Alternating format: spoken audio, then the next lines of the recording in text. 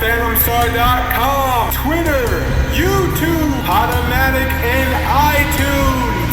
This is brought to you by Lou Crate and Tweaked Audio. Now it's time for the Guys Night Podcast!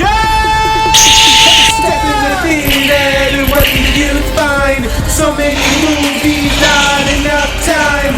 Action, thriller, horror, comedy, even foreign documentaries. There's always something out there new to review.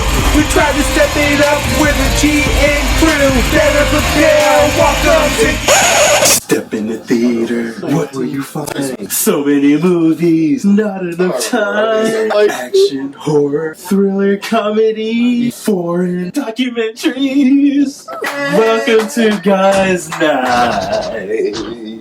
Guys Night.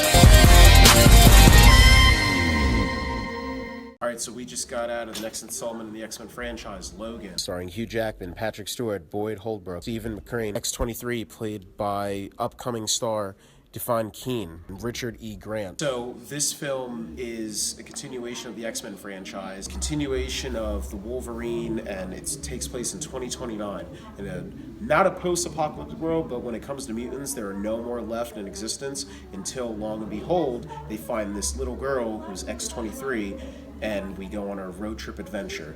Now, from that description, it seems like, it seems very comic booky, but I will say that Logan is a very down-to-earth film.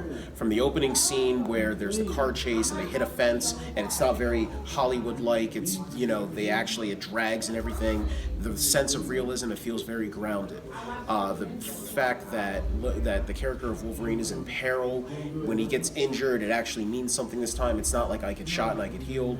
That was phenomenal. It's shot beautifully. It has its emotional ties, and at the very end, I consider it like one of the best entries in the X-Men franchise, and I respect it as not only a comic book movie, but as a film itself. So because of that, I'm going to give it a 4 out of 4 stars. And I gotta say, it's probably the best. It shows, it's very gritty.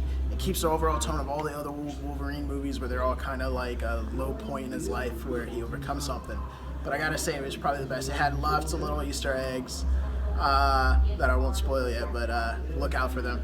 And it also kind of gave it a send-off. Like, I almost feel like we're looking at the next generation of mutants with, like, new mutants that these kids, like, the next movie will be these kids growing up, and they'll be the new mutants, which is an awesome way to, like, expand the X universe in the cinematic form. That being said, the movie really got me. I mean, I watched Wolverine all the way from the beginning and now the end, and I kind of am sad. I almost cried. But they gave it an awesome send-off. And I'm kind of sad to see him go. But that being said, the movie's a fun. For someone who's had their issues with the X-Men franchise since X3, Days of Future Past, and Apocalypse, I have to say this is probably the best X-Men movie I've seen in forever. Better than X2, and that was my bar.